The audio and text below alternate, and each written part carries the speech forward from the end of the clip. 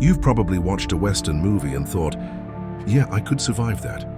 Well, let me stop you right there, because if you actually woke up in the real Wild West of the 1870s, you wouldn't survive past breakfast.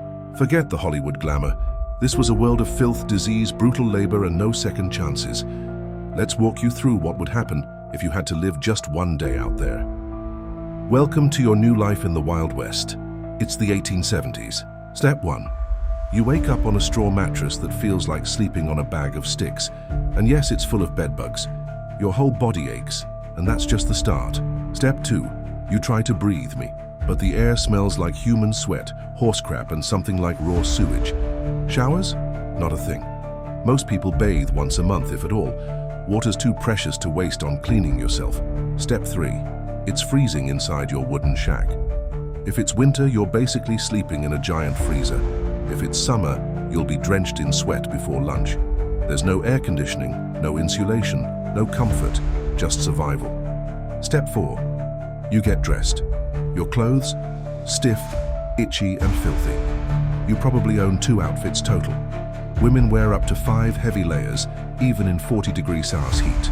Western movies lied. Nobody looked good out here. Step 5. Time for breakfast. That means beans, maybe stale biscuits. Bitter coffee that tastes like it was brewed in a rusty pot with eggshells and salt. No fruit, no fresh milk, no options.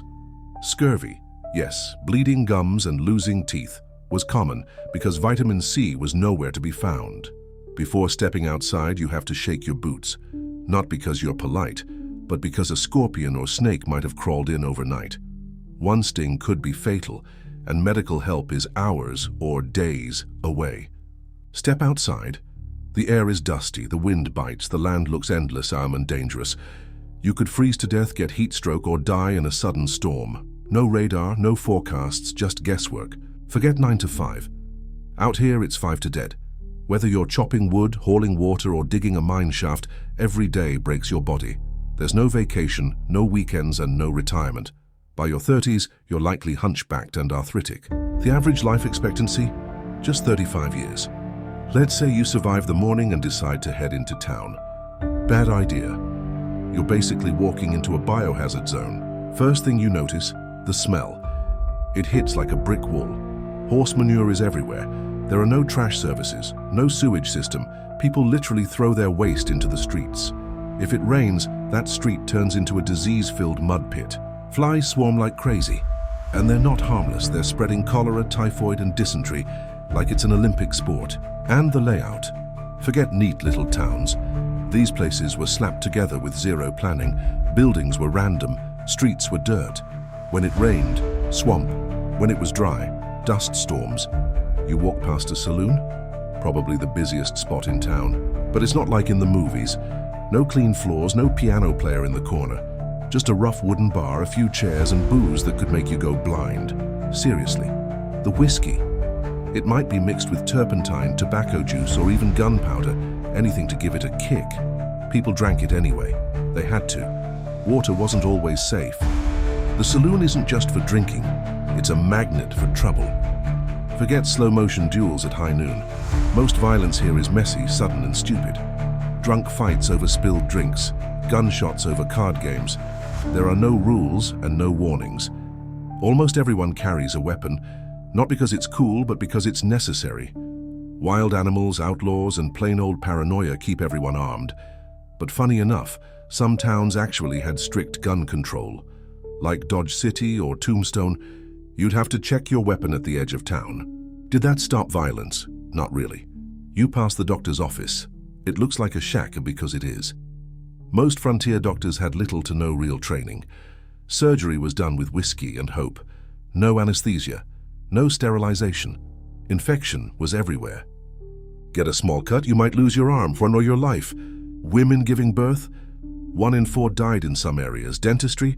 Imagine having a tooth yanked out with pliers, no painkillers, no mercy. Lunch? Same as breakfast. Beans, maybe old meat. It's salty, preserved, and probably full of bacteria.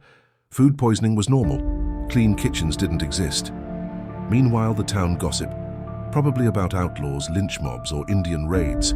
Spoiler, settlers were usually the aggressors, not the other way around. Law enforcement? one sheriff covering thousands of square miles. Justice wasn't about trials, it was about angry mobs and quick hangings, guilty or not. Living in these towns meant constant alertness. Disease, food shortages, sudden violence, and zero medical care. Not to mention the isolation. People snapped under the pressure.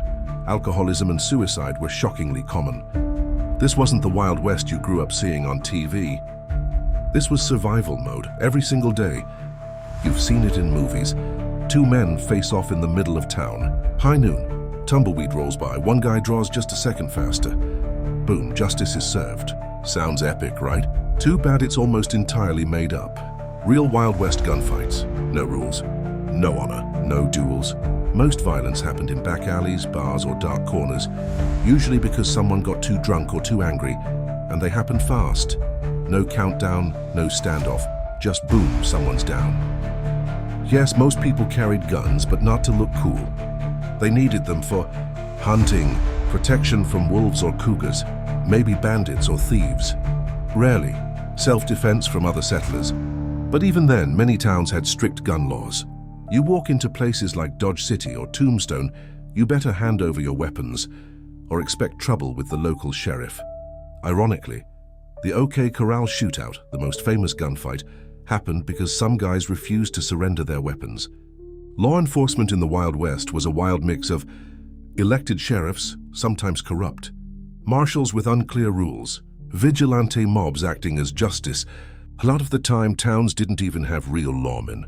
And when they did, they were stretched thin. Thousands of square miles to cover, and usually underpaid and outgunned.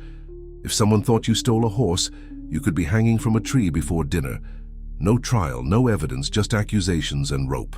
People died over poker games, insults, land disputes, being in the wrong place at the wrong time. And no, there were no CSI teams or detectives. Most killings unsolved or blamed on the nearest stranger. Even accidental shootings were everywhere. People were drunk, guns misfired, kids played with loaded rifles, boom, another funeral. If you got shot, best case scenario, someone pours whiskey on the wound and hopes you don't get infected. Worst case, they amputate him with a saw. No anesthesia, no sterile tools, just screaming and luck. Surviving a bullet wound wasn't common. And if you did survive, infection might take you out days later. The scariest thing? The Wild West wasn't dangerous because of shootouts. It was dangerous because violence was normal. No one blinked at blood. Kids saw people die. Murder wasn't shocking. It was just Tuesday. Life is a cowboy, not what you think. Let's start with cowboys.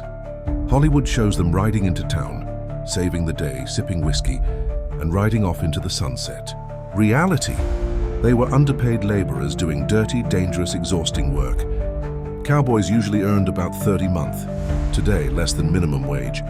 Worked 20 hours a day and got maybe one day off per month. What did they actually do? Herd thousands of cattle across scorching plains, sleep outside in the rain, heat, and cold, fight off predators like wolves or cougars, risk stampedes that could kill them instantly. Stampedes were terrifying.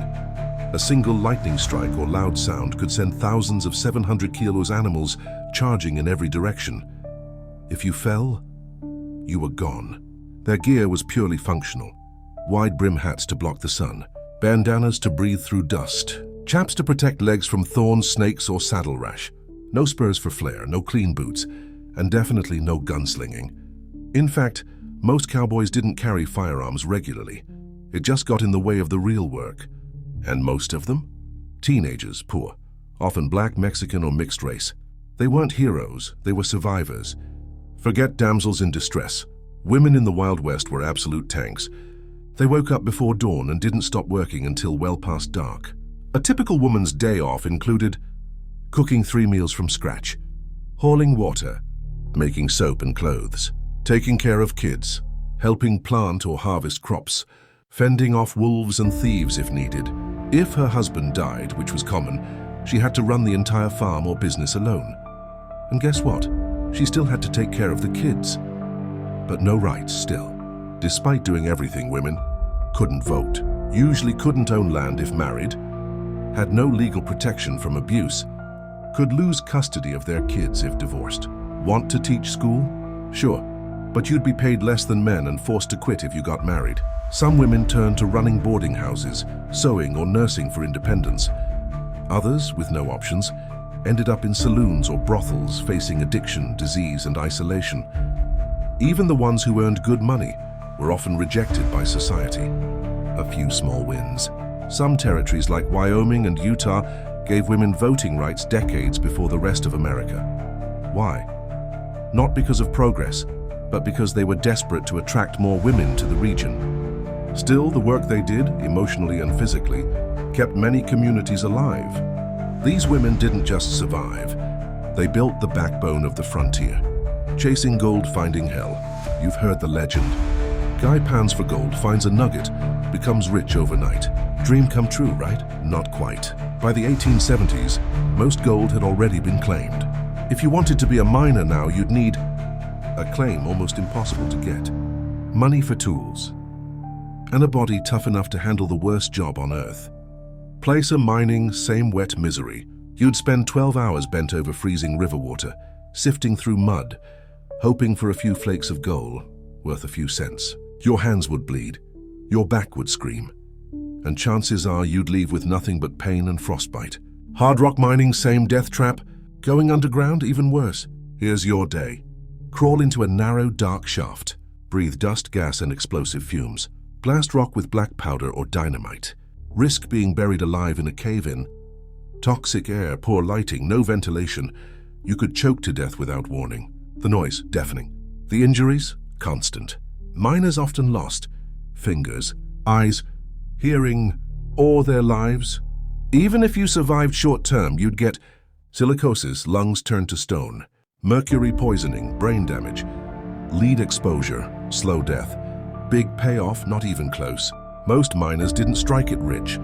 By the 1870s, they worked for companies, not themselves. You'd earn about $2 a day for 12 hours of life-risking labor. Meanwhile, saloon owners, storekeepers, and sex workers often made more money than the actual miners. And when you did find gold, you had to sell it to a buyer who would rip you off or carry it around and risk being robbed. Banks rare. Safe banking, a joke. Most banks were just guys with strong boxes who might disappear with your savings. Mining towns, same chaos. Now picture the place you live. Mostly men. Heavy alcohol use. No sewage. No doctors. No law enforcement. Typhoid, cholera, and dysentery were everywhere. Garbage in the streets, flies on your food, people getting stabbed over poker games. Miners drank to forget, fought for fun, and died young. Alternative jobs? Also brutal. Don't want to mine. Cool, here are your other options. Railroad worker. Dangerous explosives, heat stroke, no protection. Farm laborer. Endless field work, no machines, and starvation if crops fail. Logging, one wrong cut and the tree crushes you. Factory work. Mangled by machines, no safety rules. Construction. Fall from a roof, twice dead. No harness, no ambulance. Chinese immigrants were often forced to take the most dangerous tasks for less pay. And black or Mexican laborers, same treatment. No rights, no protections. No support, no second chances. If you got injured, no disability. No compensation. You were just fired. That's it. And you'd better be lucky if someone buried you. The real tragedy of the Wild West. Land stolen, cultures erased. The dark side of manifest destiny. You've probably heard the phrase, "Go west, young man." Sounds like a call to adventure, but for millions of Native Americans, it was a death sentence.